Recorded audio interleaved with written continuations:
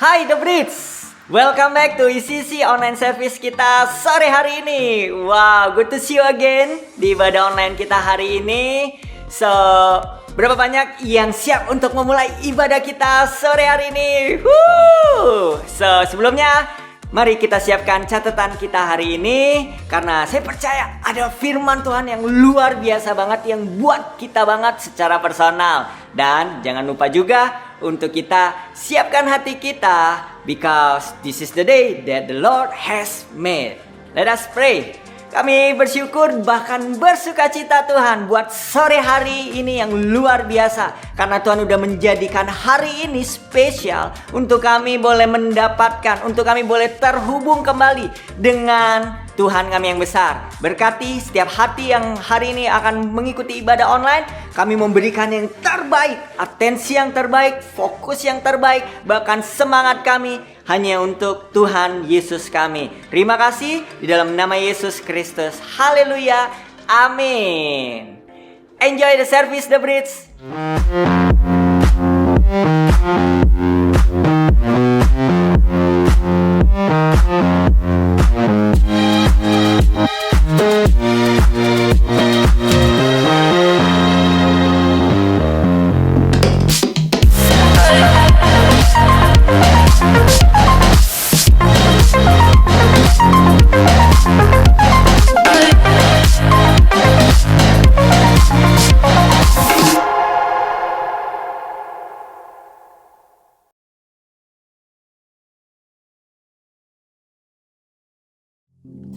Haleluya, mari memuji Tuhan, gereja Tuhan dengan segenap hatimu. Come on.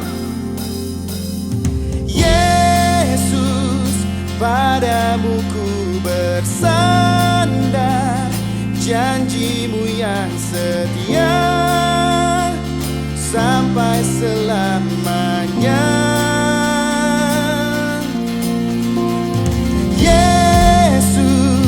Padamu ku percaya, firman-Mu yang kekal untuk selamanya.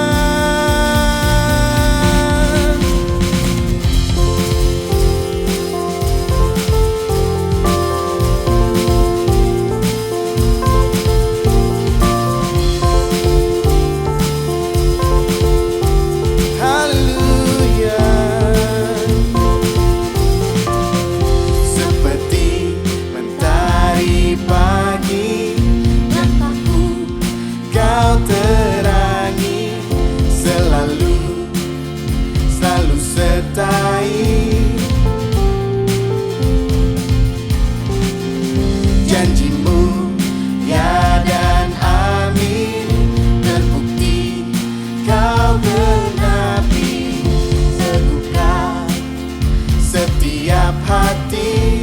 Katakan Yesus, Yesus, padamu ku bersandar, janjimu yang setia sampai selamanya.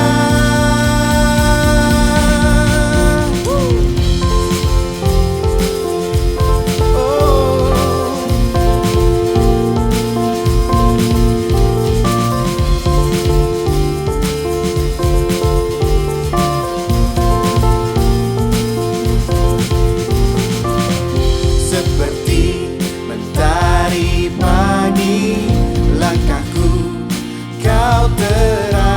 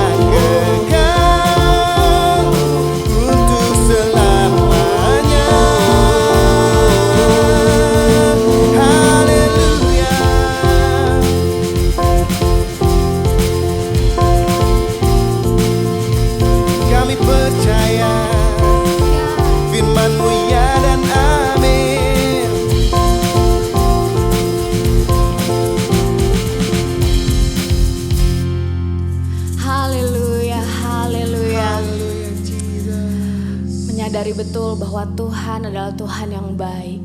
Dia Tuhan yang punya begitu besar kasih dan setianya untuk saudara dan saya, untuk kita semua.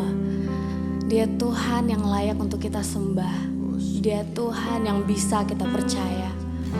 Mari menyembah Tuhan. Yes God. Shikiriara da bahaya rana makaya rada bashi. Yes Jesus. We adore you, Lord. We honor you. We trust in you alone, Lord Jesus. Haleluya, haleluya.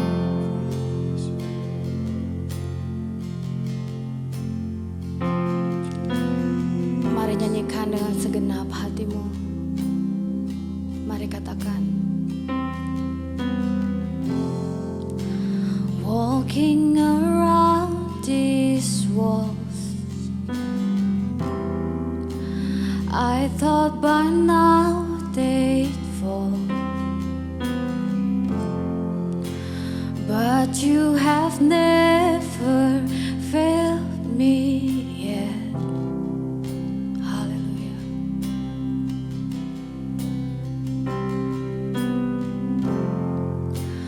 Waiting for change to come, knowing the battle's won, for you have never failed me yet. You promise, God, your promise still stands. Great is your faithfulness, faithfulness. I'm still in your hands. This is my confidence. You never failed me yet.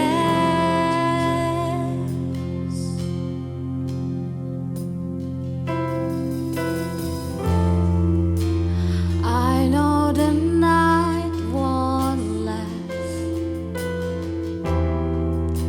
Your word will come to pass. Yes, God. My heart will sing your praise again. Jesus, Lord. Jesus, you're still enough. Keep me, you God. Keep me within your love. Oh, my heart will sing your praise again. Your promise, Jesus. Your promise still stands. Great is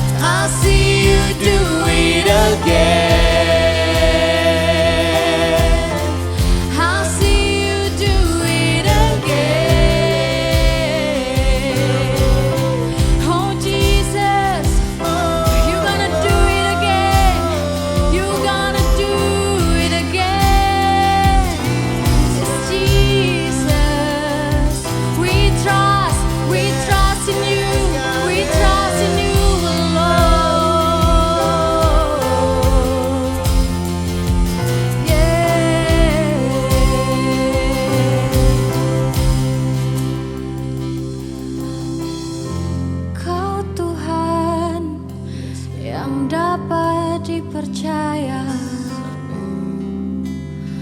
selamanya.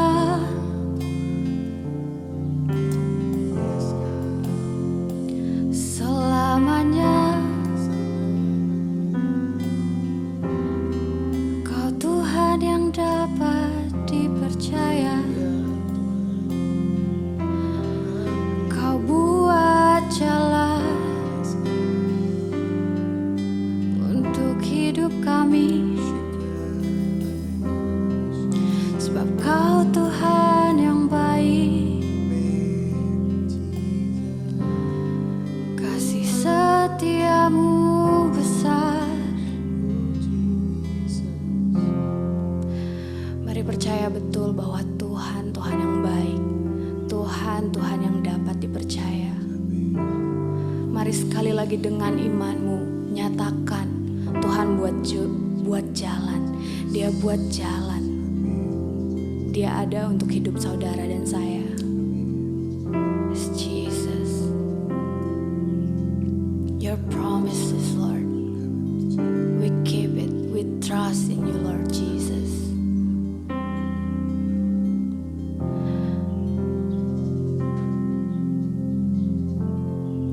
Your promise still stands.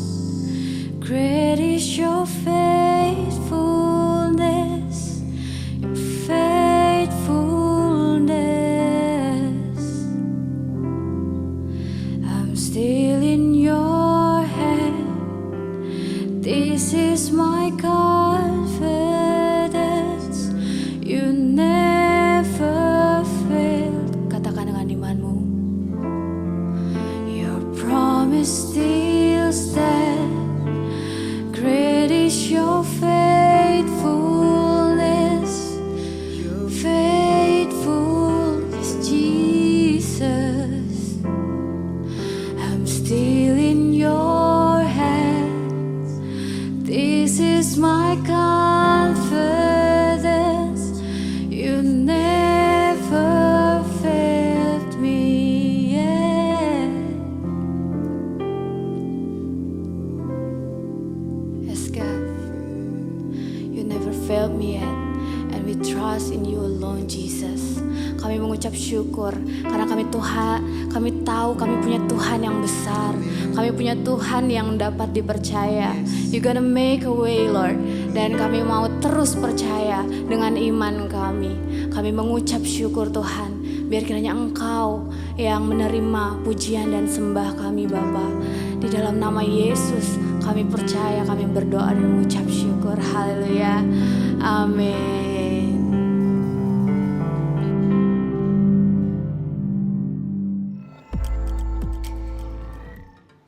Hai Bridge Teens, wow siapa yang tadi merasakan hadirat Tuhan? Saya ngerasain banget kalau Tuhan sedang melakukan sesuatu dalam hidup kita, amin. Apapun situasi kita hari ini, apapun yang kita hadapi, saya percaya Tuhan menyentuh kehidupan kita satu persatu, amin. Nah gak bosen-bosen, saya mau encourage kita semua untuk say something, say thank you mungkin, say encouraging word, atau apapun itu di kolom komentar kalian, karena ada para volunteers yang luar biasa yang melayani kita semua hari ini. Dan saya juga mau menyambut untuk setiap kalian yang baru pertama kali join ibadah Bridge Teens. Welcome home untuk kalian semua dimanapun kalian berada. Saya percaya kalian bukan orang asing, tapi kalian adalah bagian dari keluarga ICC. Saya mau mengencourage kalian hari ini untuk after ibadah kalian boleh masuk ke Newcomers Lounge kita di icc.church.online dan di sana kita bisa kenalan dan ngobrol lebih banyak lagi dengan kalian, oke? Dan jangan lupa untuk tetap share link ibadah kita ke teman kalian, ke saudara kalian, atau orang yang mau kalian ajak supaya semakin banyak orang yang bisa mengalami Tuhan lewat ibadah kita. Amin. Dan sebelum kita dengar offering, hari ini ada beberapa announcement, so pastiin kalian take notes ya. Oke, yang pertama kita ada Parents Connect, ini untuk kalian Bridge Teen, ini di 6 Juni 2021 via Zoom. Oke, jadi kalian bisa tanya home leader kalian atau leader kalian tentang Parents Connect ini. Oke, dan yang kedua kita akan ada Home Cell Movement, ini di jam 7 malam untuk kalian para zone pastor, zone leader, dan leaders Gaze Family. Oke, di 8 Juni 2021. Dan yang ketiga kita akan ada Brave Single Mom. Itu ada di tanggal 12 Juni jam 10 pagi via Zoom, dan kalian bisa registrasi diri kalian di ecc.church.online. Oke? And it's offering time. Hari ini saya mau kasih judul offering saya, Papers versus Purpose. Oke? Kita baca sama-sama di 1 Raja-Raja 17 ayat 1 sampai 6. Lalu berkatalah Elia, orang Tisbe dari Tisbe Gilead, kepada Ahab, demi Tuhan yang hidup, Allah Israel, yang kulayani, sesungguhnya tidak akan ada embun atau hujan pada tahun-tahun ini kecuali kalau kukatakan. Kemudian datanglah firman Tuhan kepadanya, pergilah dari sini, berjalanlah ke timur, dan bersembunyilah di tepi sungai Kerit di sebelah timur sungai Yordan. Engkau dapat minum dari sungai itu, dan burung-burung gagak telah kuperintahkan untuk memberi makan engkau di sana. Lalu ia pergi, dan ia melakukan seperti firman Tuhan. Ia pergi dan diam di tepi sungai Kerit di sebelah timur sungai Yordan. Pada waktu pagi dan petang, burung-burung gagak membawa roti dan daging kepadanya, dan ia minum dari sungai itu. Nah, jadi ada yang tahu kita hari ini mau belajar dari siapa? Pasti pada pikir Elia ya. Tetot, salah. Hari ini kita mau belajar dari satu binatang yang namanya gagak. Oke? Uang. Nah, kita tahu ya uang ya. Biasanya kita pakai untuk apa aja uang? Kita pakai untuk makan, kita pakai untuk beli baju, kita beli hal-hal yang kita pengen gitu ya. Mungkin ada yang beli Diamond FF mungkin ya, ada yang beli Diamond Mobile Legends, nggak tahu. Dan dengan kata lain, uang ini mewakili hidup kita, ya kan? Uang mewakili hidup kita. Nah, sama kayak burung gagak di Alkitab itu, bagi burung gagak, roti dan daging itu makanan mereka, itu hidup mereka. Dan kalian tahu, burung gagak atau ya burung-burung pada umumnya lah, mereka itu bergerak, mereka melakukan sesuatu karena insting mereka. Ya kalau mereka lapar ya mereka akan makan gitu. Dan bahkan biasanya mereka bukan cuman makan sesuatu yang ada di depan mata, tapi mereka suka nyamber gitu makanan orang lain. So one day saya punya cerita. One day istri saya tuh dulu dia sempat kuliah di Australia. Nah jadi waktu dia kuliah itu budget uang dia tuh pas-pasan banget. Jadi dia harus pikirin makan untuk hari itu apa aja, harus hemat lah istilahnya gitu ya. Dan suatu kali dia mau mereward dirinya dengan beli Burger King yang which is bagi dia waktu itu cukup mahal. Dan waktu itu dia beli Burger King yang dia suka dan dia makan, baru satu gigit dia makan, tiba-tiba ada burung terbang kenceng banget dan nyamber burger dia. Itulah burung, mereka bergerak karena insting dan mereka bahkan suka mengambil punya orang lain gitu. Dan tapi yang menarik hari itu si gagak nggak makan roti dan daging yang dia bawa, tapi dia tetap kasih ke Elia. Bahkan hari itu burung gagak jadi driver GoFood pertama yang ada di sepanjang sejarah manusia. Menarik ya. Nah, waktu saya renungin ayat ini, saya dapetin kalau Tuhan mau pakai burung gagak yang biasanya itu cuman take dan take untuk ngajarin kita supaya kita bukan hanya mengejar uang atau papers, tapi kita kejar purpose Tuhan dalam hidup kita. Sama seperti apa yang dilakukan burung gagak tadi di ayat Alkitab barusan. Wow, itu luar biasa banget. Walaupun ada makanan di depan matanya, tapi si gagak tetap ngejalanin purpose Tuhan. Waktu kita memilih purpose daripada papers, itu artinya kita lagi menaruh rasa percaya kita dan trust kita sama Tuhan. Kita percaya bahwa Tuhan itu Jehovah Jireh, Tuhan yang menyediakan. Nah, kita baca satu ayat lagi di Lukas 12 ayat 24. Nah, ayatnya bilang kayak gini, perhatikanlah burung-burung gagak yang tidak menabur dan tidak menuai dan tidak mempunyai gudang atau lumbung, tetapi demikian diberi makan oleh Allah. Betapa jauhnya kamu melebihi burung-burung itu. Nah guys, ada yang menarik nih di ayat ini. Kenapa di situ Tuhan Yesus bilang burung gagak? Kenapa nggak burung merpati, burung-burung yang sering muncul di Alkitab, atau burung-burung lain gitu, burung unta, burung merak, atau apapun itu? Kalau menurut saya ini nyambung nih sama apa yang tadi kita dapetin di ayat sebelumnya, bahwa papers will follow purpose. Jadi Tuhan mau ajarin kita supaya kita bukan jadi orang yang paper chasers, tapi purpose chasers. Oke? Ketika kita memberi, kita menaruh rasa percaya kita sama Tuhan, dan kita sedang mengambil bagian dalam purpose-nya Tuhan, papers will follow. Oke? Dapetin sesuatu, let's be a purpose chaser. Oke? Let's pray. Tuhan, thank you buat hari ini. Kalau kami boleh punya kesempatan lagi untuk memberi, kami mau belajar untuk jadi purpose chasers, Tuhan, bukan papers chasers. Kami mau taruh purpose sama uang kami, yaitu purpose-nya Tuhan, supaya benar lewat uang kami bisa menjadi lebih memberkati banyak orang, bisa menjadi berkat untuk sekitar kami. Thank you God, berkati setiap orang yang akan memberi, biar ini menjadi benih yang dilipat gandakan 30, 60, bahkan 100 kali lipat ganda. Terima kasih Tuhan, di dalam nama Tuhan Yesus, semua yang siap memberi sama-sama katakan, amin. Selamat memberi untuk kalian semua. Kalian bisa memberi persembahan dan perpuluhan kalian via transfer ke rekening ICC yang ada di layar kalian semua. Ada untuk ICC Bandung, ICC Jakarta, dan ICC Sydney. Dan kalian juga bisa scan QR Code untuk memberi lewat OVO, Dana, dan GoPay. Oke? Semua sudah memberi? Nah, next, siap untuk yang satu ini?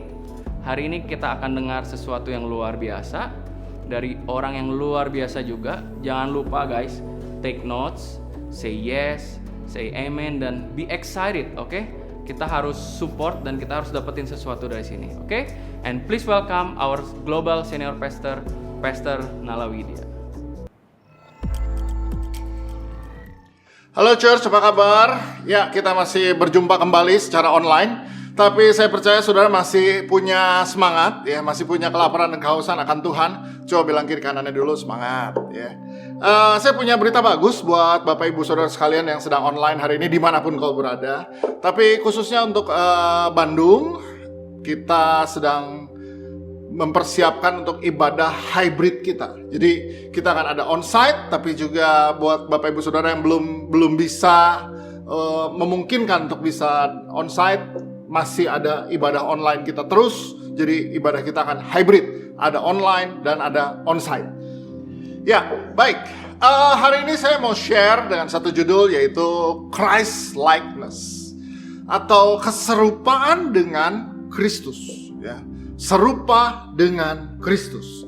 Nah, Bapak Ibu Saudara, dalam hidup kita ini berusaha untuk menjadi orang yang lebih baik. Berusaha untuk menjadi suami yang lebih baik, berusaha menjadi bapak yang lebih baik. Atau kalau Bapak Ibu Saudara sebagai pengusaha, ya kita berusaha sebagai pengusaha gimana sih untuk menjadi pimpinan yang lebih baik, jadi bos yang lebih baik. Sehingga bahkan untuk jadi businessman ya nggak hanya pribadi yang baik, tapi juga bisa menghasilkan lebih banyak lagi. Nah, apakah itu betul? Betul ya. Tapi mari kita mesti lihat, apa sih sebenarnya yang Tuhan kehendaki untuk kita kejar dan kita usahakan di dalam hidup kita. Nah, mari kita lihat ada satu ayat firman Tuhan, ya. Jadi berdasarkan ayat firman Tuhan ini kita jadi tahu, oh ini toh yang Tuhan rencanakan, oh ini toh yang Tuhan mau dengan hidup kita. Di Roma 8 ayat 29 ayatnya berkata begini, sebab semua orang yang dipilihnya dari semula, mereka juga ditentukannya dari semula untuk menjadi serupa dengan gambaran anaknya, supaya ia anaknya itu menjadi yang sulung di antara banyak saudara. Oke. Nah, ayat ini berkata bahwa semua orang yang dipilih dari semula, kita ini semua umat pilihan Tuhan, kita ini semua bisa ada di sini karena puji Tuhan, Tuhan memilih kita. Ya, saya pernah ditanya, wah kalau gitu nggak adil dong, Tuhan pilih-pilih ini, pilih-pilih. Enggak, sebenarnya Tuhan cuma lihat aja, yang mau percaya Yesus, ayo sini, yang enggak ya udah. Nah, jadi Tuhan cuma pilih mana yang mau percaya Yesus. Oke, yang mau percaya Yesus sebagai Tuhan dan Juru Selamat, oke, sini. Nah, kita semua ini umat pilihan yang mau percaya bahwa Tuhan Yesus adalah Tuhan dan Juru Selamat dan menebus dosa kita di atas kayu salib, mati dan dibangkitkan dan naik ke surga. Oke, nah Tuhan pilih nih. Oke, nah dari semua ini kita udah dipilih sama Tuhan, tapi Tuhan gak berhenti sampai milih. Tuhan juga sudah menentukan supaya kita ini menjadi serupa dengan gambaran anaknya. Jadi ibaratnya seperti seorang ibu yang pilih telur dan kemudian dia udah tentukan ini mau dijadiin apa, ini mau dibikin apa. Saya beli telur ini untuk jadi apa? Sama, kita ini dipilih, ditebus, dibayar dengan harga yang mahal, darah Kristus yang mahal. Tuhan udah tentukan. Maksudnya Tuhan sudah tentukan kamu mesti jadi apa. Mesti jadi apa? Nah, ayatnya berkata ditentukan untuk menjadi serupa dengan gambaran anaknya. Bahwa kita semua ini mesti kembali lagi menjadi serupa dengan gambaran Tuhan. Nah, sekarang pertanyaannya adalah, gambar Tuhan itu kayak apa sih? Kalau dibilang harus serupa dengan gambaran Yesus dan kita lihat fisik, maka saudara dan saya nggak serupa dengan gambaran Yesus. Ya, tidak serupa dengan gambaran Kristus. Saudara harus seperti apa serupa dengan gambaran Yesus? Menjadi serupa dengan gambaran Yesus bukan berupa fisiknya. Oh, kalau Tuhan Yesus rambutnya sebahu, maka saya harus sebahu. Oh, kalau Tuhan Yesus berjanggut, saya harus berjanggut. Oh, kalau Tuhan Yesus pakai jubah, saya juga harus pakai jubah. Nggak begitu.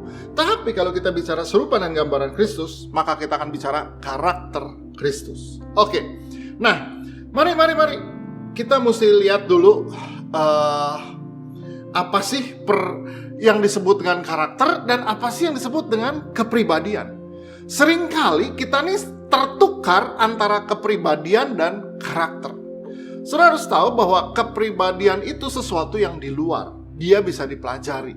Tetapi karakter itu adalah sesuatu yang di dalam, yang harus diproses seumur hidup. Nah, karena urusannya dengan semua yang di dalam, ini nih, kita akan bahas satu hal ini. Ya, saudara, kalau yang namanya kepribadian bisa dipelajari. Saudara bisa belajar untuk jadi orang yang punya kepribadian yang menarik. Saya masih ingat waktu saya kecil ada iklan sekolah kepribadian. Ya, saudara di situ akan diajarin gimana senyum sama orang, gimana menjawab pertanyaan, supaya itu orang akan lihat, akan wow, simpatik banget ini orang. Itu bisa dipelajari. Tetapi itu semua yang di luar. Nah, yang namanya karakter itu semua yang di dalam, dan itu keluar dalam hidup sehari-hari tanpa kita sadari.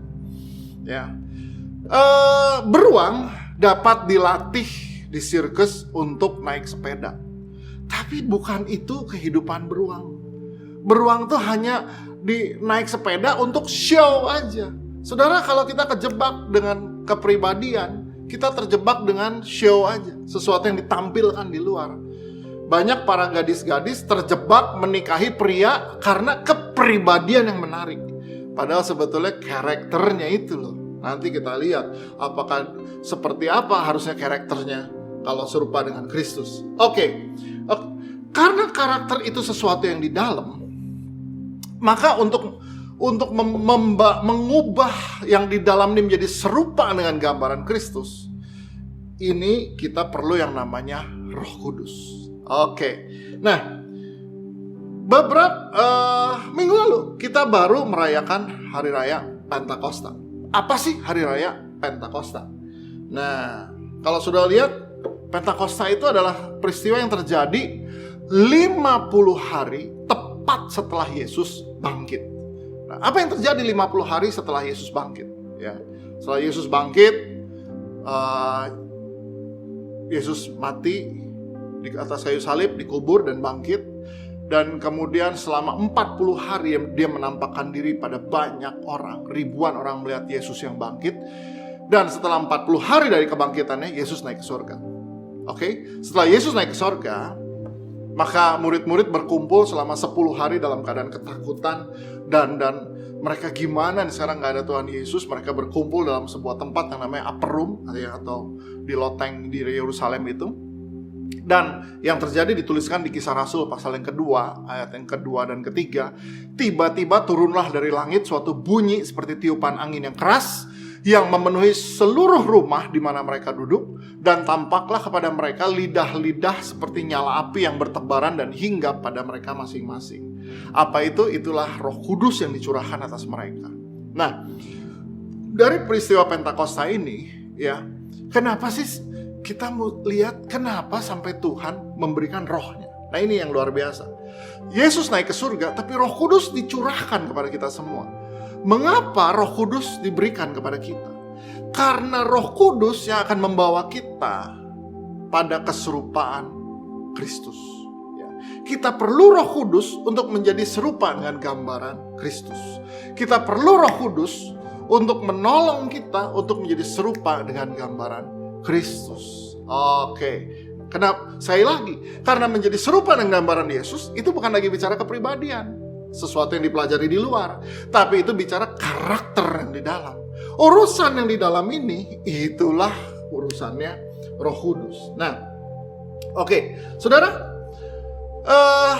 menjadi serupa dengan Kristus berarti memiliki karakter Kristus. Nah, sekarang kita lihat seperti apa sih karakternya Kristus? Karakter Kristus, ya, kita bisa lihat di firman Tuhan di Galatia 5 ayat 22 sampai 23. Ayat yang berkata begini, tetapi buah roh, perhatikan, kata roh di situ ditulis dengan huruf besar. Berarti dia bukan roh manusia. Kalau roh manusia dia tulis dengan huruf kecil, tapi ini roh dengan huruf besar adalah Roh Kudus. Buah roh ialah kasih, sukacita, damai sejahtera, kesabaran, kemurahan, kebaikan, kesetiaan, kelemah lembutan, penguasaan diri. Tidak ada hukum yang menentang hal-hal itu. Nah, saudara, kalau kita memiliki Roh Kudus, berarti kita ini sudah memiliki bakal buah ini, ya, buah Roh Kudus ini dalam diri kita. Nah, saudara, problemnya adalah gimana nih mengeluarkannya? Bagaimana supaya 9 buah roh ini, contohnya ada soal penguasaan diri, itu terlihat dalam hidup kita, memang kita ini orang yang menguasai diri. Ya, sedangkan tiap hari kita menghadapi banyak pencobaan, banyak kejadian yang membuat kita nggak bisa menguasai diri. Ya, jadi sama seperti pohon di sebelah saya ini nih. Kalau saudara lihat ini pohon, ini pohon apa? Orang kalau ditanya ini pohon apa? Nggak tahu, nggak kelihatan ini pohon apa. Oke, nah saudara percaya kalau saya bilang sekarang ini pohon jeruk? Nah, saudara boleh percaya, boleh tidak. Tapi mari kita tunggu sama-sama sampai pohon ini nanti besar dan mengeluarkan buahnya. Jadi waktu buahnya keluar baru kita bilang, tuh bener kan jeruk? Serius, ini memang pohon jeruk sih. Ya, ini pohon jeruk yang masih kecil, belum berbuah. Nah, jadi sama. Waktu kita baru percaya terima Yesus, Roh Kudus ada dalam diri kita. Kita kayak pohon ini, masih kecil dan belum berbuah, masih dikuasai amarah, dikuasai hawa nafsu, gak bisa menahan diri, ya. Wah, masih gampang tergoda. Apalagi tuh buah roh, gak sabar. Kalau kita lihat ada banyak hal kita masih gak bisa kita memiliki buah-buah roh ini. Tapi bukan berarti kita gak punya. Ada. Kalau ditanya pohon ini ada. Ini suatu hari akan mengeluarkan buah jeruk gak? Keluar. Dan potensinya ada gak? Ada. Potensi untuk buah roh itu sudah ada dalam diri kita. Siapa dia? Dialah Roh Kudus. That's why Pentakosta itu penting. Ya, ketika Roh Kudus dicurahkan atas kita. Kalau sekarang begitu saudara percaya terima Yesus, Roh Kudus ada dalam diri kita. Nah, dia inilah yang akan, dari Roh Kudus yang ada dalam diri kita inilah akan muncul buah-buah roh ini. Dan buah Roh Kudus inilah yang membuat kita tuh menjadi serupa dengan gambaran Yesus. Sehingga apa yang Tuhan tetapkan dari semula, kita ini bisa mencapainya, serupa dengan gambaran Yesus. Tetapi sama seperti pohon ini, harus lewat proses. Lah prosesnya kapan? Seumur hidup pohon ini, dia akan mengeluarkan buah, tapi dia juga harus terus diproses.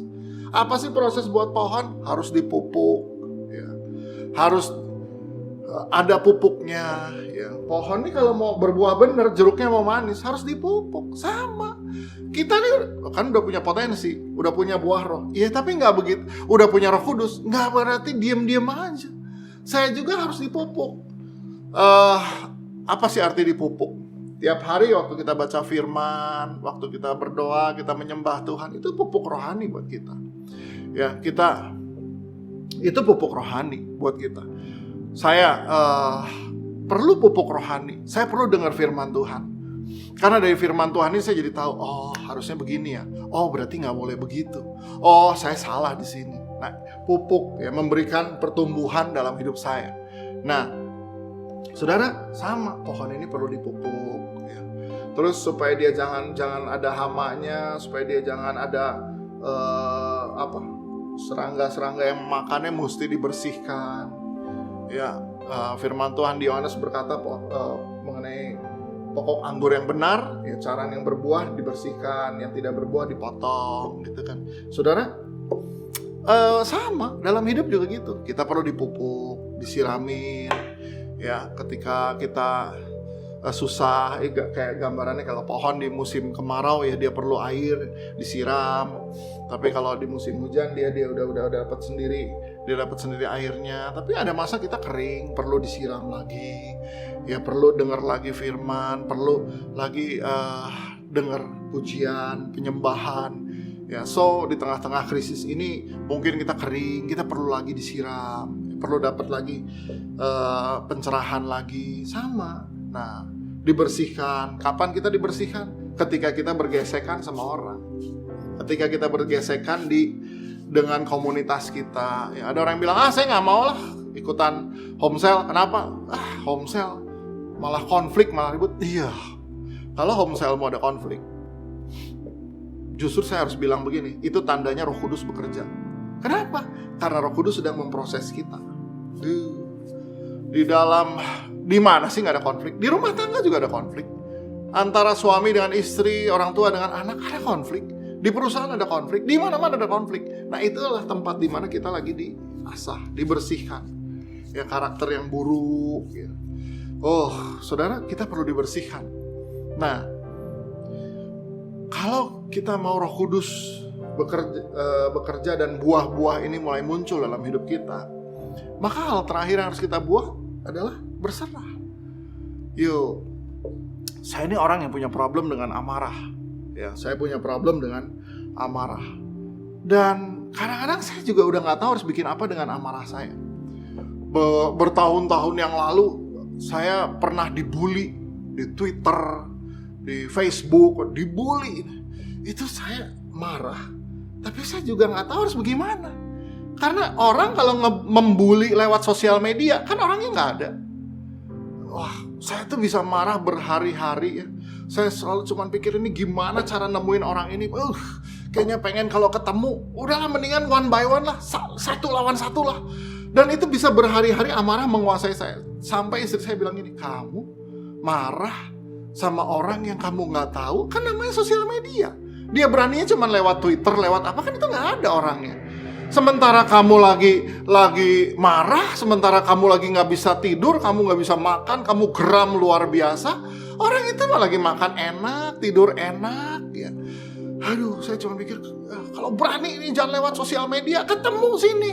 Kalau mau berkelahi aja satu lawan satu. Waduh, nggak bisa. Orang justru kenapa dia lewat sosial media? Karena dia takut. Kalau dia berani sih dia face to face. Ya, justru, saudara, tapi saya dikuasai amarah kayak gitu. Saya cuma bisa satu aja, yaitu berserah. Tuhan, saya nggak bisa nahan marah. Saya dikuasai amarah nih, nggak bagus nih hidup nih. Tuhan tolong saya. Nah, itu Roh Kudus nolong. Roh Kudus yang tolong. Ya. Berikutnya, emang saya lepas dari bulian? Nggak juga. Kadang-kadang masih ada aja yang ngebully-bully gitu. Tapi sekarang udah, biarin aja lah, udahlah. Yang penting saya punya keluarga luar biasa, saya punya gereja yang luar biasa, saya punya orang-orang yang mengasihi saya. Yang paling penting Tuhan mengasihi saya. Dia mau bully, dia mau apa, terserah, udah gitu. Nah, tapi itu lewat proses, saudara. Nggak kejadian begitu langsung jadi, nggak begitu ngalamin langsung jadi. Itu proses. Sampai saya mati saya masih diproses supaya 9 buah roh ini. Lihat, ada kasih, ya. Ada sukacita, ada damai sejahtera, ada kesabaran, kemurahan. Untuk jadi orang yang generous itu perlu proses. Ya. Saudara, dan itu proses seumur hidup. Dengan siapa kita berjalan itu? Dengan Roh Kudus yang udah ada di dalam kita ini. Nah, jadi sekali lagi, setiap kita yang percaya terima Yesus udah punya Roh Kudus. Roh Kudus sudah dicurahkan ke atas kita. Nah, apa yang dia buat dalam hidup kita? Dia berikan kita benih buah roh ini. Bakal buah ini udah ada. Jadi kalau ada orang bilang, wah kamu orangnya gak sabar, kamu orangnya gak sabaran, tenang. Buah roh itu salah satunya adalah kesabaran. Jadi kalau orang bilang kita belum sabar, belum muncul aja itu kesabaran. Masih perlu dipupuk, dibersihkan, ya perlu banyak gesekan sih. Dan kita penting banget yang saya alamin, perlu berserah. Perlu berkata, Tuhan, saya orang yang gak bisa menguasai diri. Tuhan, saya orang yang gak sabaran. Tuhan, saya perlu dipimpin Tuhan. Tuhan, saya orang yang suka mau bawa pemikiran saya sendiri. Tuhan, tolong saya. Ya. Tuhan tolong saya. Tuhan tolong saya. Jadi, saudara, segala proses ini mesti kita lewatin supaya 9 buah roh itu yang menggambarkan karakter Kristus itu muncul dalam hidup kita. Itu sebabnya bersyukur Roh Kudus dicurahkan ke atas kita. Yes. Oke. Nah, makanya Hari Raya Pentakosta kita merayakannya. Kenapa? Karena itu justru adalah sebuah titik permulaan untuk kita menuju kepada kesempurnaan Kristus. Ya, kita yang gambar Tuhan yang rusak dalam hidup kita kembali lagi, muncul lagi. 9 buah roh ini muncul lagi dalam hidup kita. Nah, saudara, mengapa buah roh itu harus muncul dalam hidup kita? Karena itu adalah karakternya Kristus. Dan buah roh itu menunjukkan siapa kita. Oke, ini Tuhan Yesus sendiri yang bilang. Matius 12 ayat 33, Tuhan Yesus bilang begini, jikalau suatu pohon kamu katakan baik, maka baik pula buahnya. Nah, jikalau suatu pohon kamu katakan tidak baik, maka tidak baik pula buahnya. Sebab dari buahnya pohon itu dikenal. Yuk, nah sekarang begini. Ya, Nala ini baik apa enggak? Oh, saya nggak bisa bilang diri saya baik apa enggak. Tergantung, apakah buah kehidupan saya itu bisa dinikmati orang dan buahnya manis atau enggak. Ini pohon ini baik apa enggak? Ya kita tunggu nanti keluarnya jeruknya gimana. Ya, jeruknya manis, oh bagus nih, bagus. Ini berarti pohonnya bagus. Jeruknya manis soalnya. Jadi kalau jeruknya manis berarti pohonnya bagus. Saudara, nggak mungkin pohon yang jelek mengeluarkan buah yang bagus. Sama. Jadi orang bisa lihat kita baik apa enggak. Itu yang dilihat bukan kepribadian, tapi karakternya. Nah, karakter ini yang dinikmati oleh orang-orang sekitar kita. Dia murah hati nggak? Dia sabar nggak? Dia bisa menguasai diri nggak? Itu yang dilihat oleh orang-orang sekitar. Dan itu yang membuat kita dikenal, wah dia bagus, dia baik, dia baik. Nah, kalau ada orang dilihat baik karakternya, berarti sumbernya bagus. Siapa sumbernya? Roh Kudus. Kita semua udah punya Roh Kudus. Berarti kita seharusnya bisa mengeluarkan buah yang baik, ya. 9 buah roh ini. Kenapa ini penting? Kalau orang lihat ini sumbernya bagus, orang juga pengen. Aduh, saya pengen dong kayak kamu. Nah, untuk menjadi serupa Kristus, nggak ada sekolahnya. Mesti terima Yesus dulu, supaya engkau punya Roh Kudus dan nanti jalani prosesnya. Diberi pupuk, dibersihkan, dan tiap hari berserah dan berkata, Tuhan, saya nggak sanggup. Saya orangnya nggak sabar. Tuhan, saya nggak bisa menguasai diri. Tapi saya percaya dengan pertolongan Roh Kudus-Mu, Roh Kudus yang bisa. Pengampunan itu bukan soal kemampuan. Ya, nggak ada seorang pun yang mampu mengampuni. Tapi itu soal keputusan. Saya mau mengampuni. Kemampuannya datang dari mana? Dari Roh Kudus.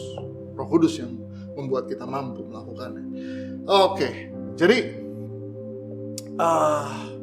orang bisa punya kepribadian yang bagus. Saudara bisa ketemu pengusaha-pengusaha dengan kepribadian yang menarik. Saudara bisa jadi pengusaha yang dengan kepribadian yang menarik. Cuma karyawanmu yang tahu kau suka telat bayar gaji apa enggak. Kau suka memotong gajinya semena-mena atau tidak. Cuma karyawanmu yang tahu. Ya, tapi kau bisa punya kepribadian yang bagus banget. Bagus banget kepribadian. Sekali lagi, kepribadian bisa disekolahin. Ya, saya lagi, beruang bisa diajar naik sepeda. Tapi itu bukan nature-nya dia. Saudara, buah roh ini, karena ada Roh Kudus dalam diri kita, akan mulai menjadi nature atau gaya hidup kita. Karakter Kristus digambarkan dalam 9 buah roh. Dan 9 buah roh ini adalah karakter nature-nya kita, karena ada Roh Kudus dalam diri kita. Harus mulai muncul dan menjadi kehidupan kita sehari-hari.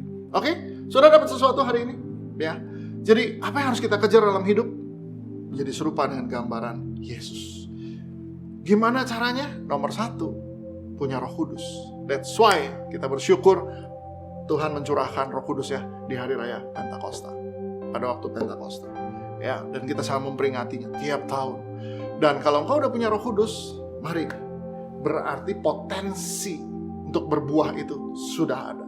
Seperti pohon ini. Ini masih hijau semua, tapi dia punya potensi untuk mengeluarkan buah. Karena dia sebenarnya pohon jeruk. Kita sebenarnya anak-anak Tuhan. karena ada Roh Kudus dalam diri kita. Nah, tinggal sekarang prosesnya. Diberi pupuk, dibersihkan, dan kita percaya Tuhan yang menumbuhkan juga. Ya, saya percaya pohon ini kalau dikasih pupuk, dibersihkan, ya, doain tiap hari, manislah buahnya. Sama seperti hidup kita, tiap hari firman Tuhan, ada pujian penyembahan, doa kita, itu memberi kita pupuk, memberi kesegaran lagi. Dibersihkan dengan konflik kejadian tiap hari, itu membersihkan kita, ya.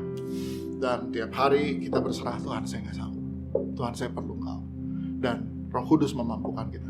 Oke, berapa banyak di antara saudara di manapun kau berada sekarang ini, kau berkata, Tuhan, saya mau menjadi serupa dengan gambaran Kristus, sehingga keluarga saya boleh lihat siapa Yesus yang hidup dalam diri saya. Karyawan saya boleh lihat siapa Yesus yang hidup dalam diri saya. Orang-orang yang bersama saya boleh lihat siapa Yesus yang hidup bersama saya dalam diri saya. Sehingga mereka pun mulai membuka diri untuk percaya dan terima Yesus. Berapa banyak yang berkata, saya mau, ya, untuk menjadi serupa dengan gambaran Kristus. Mari, saya mau berdoa untuk engkau. Taruh tangan kananmu di dada, saya berdoa. Kami berdoa, hamba berdoa untuk setiap pribadi yang menaruh tangan kanannya di dada mereka, karena mereka ingin menjadi serupa dengan gambaran Yesus. Supaya sungguh Tuhan, kami memenuhi apa yang menjadi kehendak Tuhan dalam hidup kami, yaitu menjadi serupa dengan gambaran Kristus.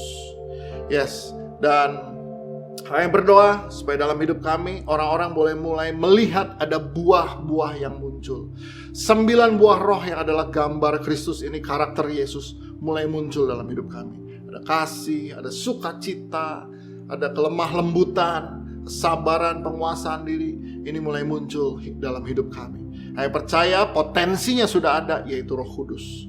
Makanya berdoa tiap hari boleh ada pupuk yang baik, yaitu firman Tuhan, doa-doa kami, pujian penyembahan kami. Juga kami dibersihkan lewat gesekan, lewat semua peristiwa hidup kami.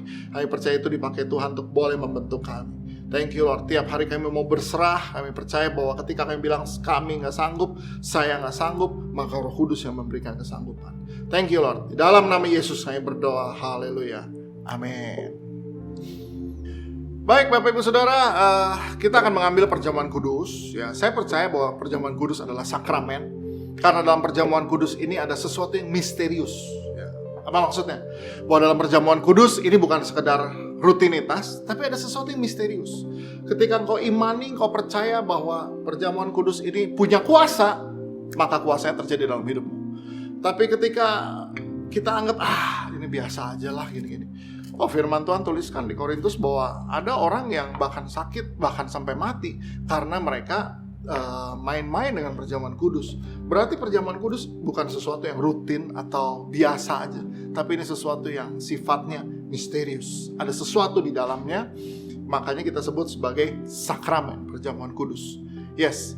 Nah, apa arti kata sakramen? Adalah misterius. Nah, sebelum kita mengambil perjamuan kudus, saudara di rumah boleh siapkan roti, biskuit, apapun, ya. Dan kalau nggak punya anggur, saudara boleh gunakan teh, ya, air putih, sirup, apapun yang kau bisa. Yang paling penting maknanya dan iman kita bahwa ini sesuatu yang misterius, ya. Ada sesuatu di dalamnya Tuhan sedang bekerja. Tapi sebelum itu kita mau baca pengakuan iman rasuli kita. Ya, aku percaya kepada Allah, Bapa yang Maha Kuasa, Khalik langit dan bumi. Aku percaya pada Yesus Kristus, anak yang tunggal Tuhan kita, yang dikandung dari Roh Kudus, lahir dari anak darah Maria, yang menderita di bawah pemerintahan Pontius Pilatus, disalibkan, mati dan dikuburkan, turun ke dalam kerajaan maut, pada hari yang ketiga bangkit pula dari antara orang mati, naik ke sorga, duduk sebelah kanan Allah, Bapa yang Maha Kuasa, dan akan datang dari sana untuk menghakimi orang yang hidup dan yang mati.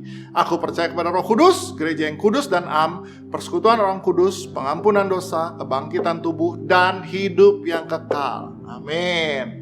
Baik, Bapak Ibu Saudara, mari kita ambil roti ini. Ini roti biasa, tapi kita percaya bahwa ini adalah gambaran tubuhnya yang terpecah karena dosa saudara dan saya. Ya, sekali lagi, perjamuan kudus adalah sakramen. Ada sesuatu yang misterius yang terjadi di situ. Ya, ketika engkau imani sesuatu terjadi dalam hidupmu karena perjamuan kudus ini, bahwa tubuhnya yang sudah terpecah diberikan pada kita, ada kuasa yang bekerja dalam hidup kita, penyakit disembuhkan, kelepasan terjadi, pemulihan terjadi, maka engkau percaya itu sesuatu terjadi dalam hidupmu. Ambillah dan makanlah dalam nama Yesus.